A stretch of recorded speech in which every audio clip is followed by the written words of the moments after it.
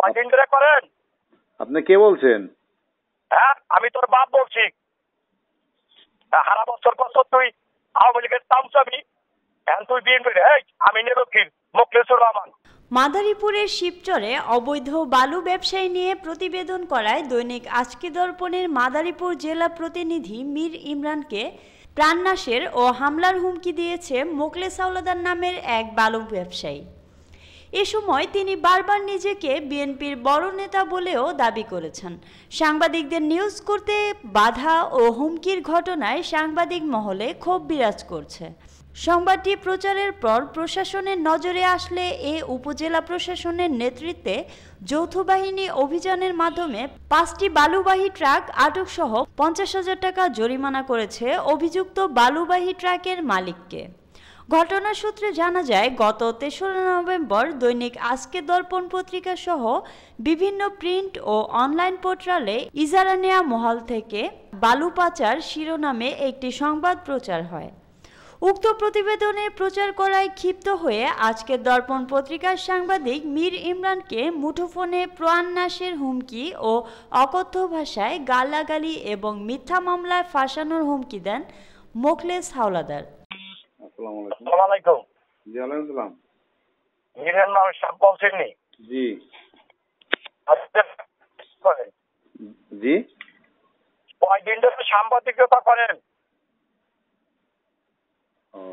কয়দিন ধরে করেন? আপনি কে বলছেন? হ্যাঁ, আমি তোর বাপ বলছি।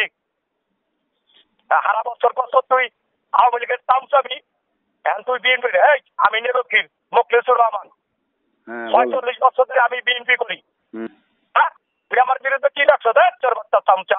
কথা ঠিক মতন বলেন। তোর বিরুদ্ধে আমি মামলা করবো। কথা ঠিক মতন বলেন। হ্যাঁ, কথা ঠিক মতন। আমার ভাই বেড়াদার কাছে কথা ঠিক মতন বলেন। আমি কি নামদারি লোক নেই? হারামজাদা। আপনি কথা ঠিক মতন বলেন। আমি কি ভাষা ঠিক করেন? আপনি কি করেন? আপনি নিজের কি মনে করেন? আমি নামদারি লোক নেই। তুই লাভলু চেনে ভাই তাই কোন বেটা না আছে না আমারে? আপনার চেনে না কি করে সেটা তো বুঝছি। তুমি আমি কাটি তোর কি? আমার কি মানে? আমার কি মানে? এই মিয়া ভাষা ঠিক করেন আপনি। এই খালার বেটা শালা। ভাষা ঠিক করেন আপনি। আপনার চিনি আমি ভালোভাবে চিনি আপনার। সব বাটারে কিনে নিছে শিবসার থানা। আমারে নিশা পারে নাই তুই জানো? হ্যাঁ আমি জানি তো, সবই তথ্য জানি আপনি। হারামজাদা। আপনার কথা ঠিক মতন বলেন। আমি নামদারি কথা হারামজাদা। হ্যাঁ? আপনার কথা ঠিক মতন বলেন। বিএনপি করি। হ্যাঁ? তোর বাপের থেকে বয়স বেশি আমার। আপনি কথা ঠিক মতন বলেন। ভাষা ঠিক করেন। আমি মামলা করে দেব। আপনি মামলা করেন না বড়টা করেন, কথা আমার কি আসে যায়? আপনি মামলা করেন, যা মন চাই করেন। আপনি ওখানে থাকেন, আমি আসতেছি। আপনি যে ভাষা বলছেন হ্যাঁ ওখানে থাকেন, আসতেছি। না না আপনি ওখানে থাকবেন, আমি এখনই আসছি। এখানে থাকবেন, লাবলু সিদ্দিকের বাড়িতে থাকবেন আপনি। ভাষা ঠিক করেন আপনি।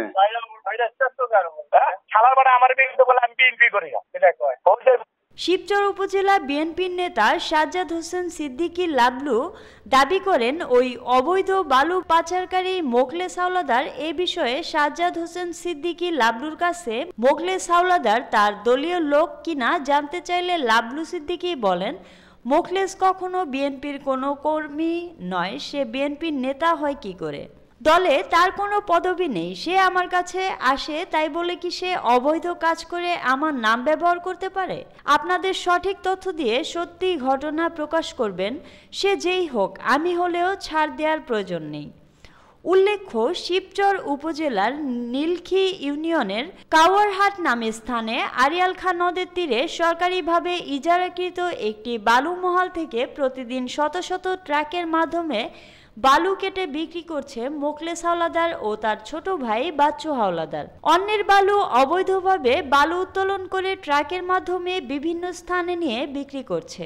পেশি শক্তির প্রভাব খাটিয়ে এবং বিএনপির নাম ভাঙিয়ে ওই বালু মহল থেকে অবৈধভাবে বালু নিয়ে বিক্রি করছে মোখলেস হাওলাদার ও তার বাহিনী, এমন অভিযোগ করেছে এলাকাবাসী।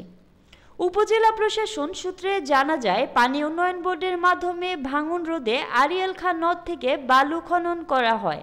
উপজেলার প্রায় 17টি স্থানে ওই বালু মহাল রয়েছে। যা সরকারের মাধ্যমে ইজারা দিয়ে বিভিন্ন জনের কাছে বিক্রি করা হয়।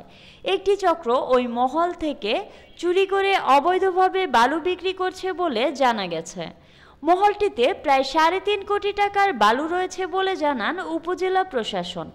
শিবচরে কর্মরত বিভিন্ন মিডিয়ার সাংবাদিকরা জানান, একটি সত্য ঘটনা নিউজ করার কারণে সাংবাদিকদের সাথে এমন খারাপ আচরণ করা বিষয়টি খুবই দুঃখজনক। একটা বস্তুনিষ্ঠ সংবাদ প্রচার করা সাংবাদিককে অকথ্য ভাষায় যেভাবে গালাগালি করা হয়েছে, একটা বিচার হওয়া দরকার। আমরা তীব্র ক্ষোভ প্রকাশ করছি, সাথে ওই মোখলেস হাওলাদারকে আইনের আওতায় আনার দাবি করছি। এ বিষয়ে সাংবাদিক মীর ইমরান জানান, মোখলেস হাওলাদার নামের এক অবৈধ বালু ব্যবসায়ী আমাকে ফোন দিয়ে অকথ্য ভাষায় গালাগালি করেছে, আমার প্রাণনাশেরও মিথ্যা হামলার হুমকি দিয়েছে এবং আমাকে দেখে নেওয়ার হুমকি দিয়েছে। এ বিষয়ে আমি আইনগত ব্যবস্থা গ্রহণ করব।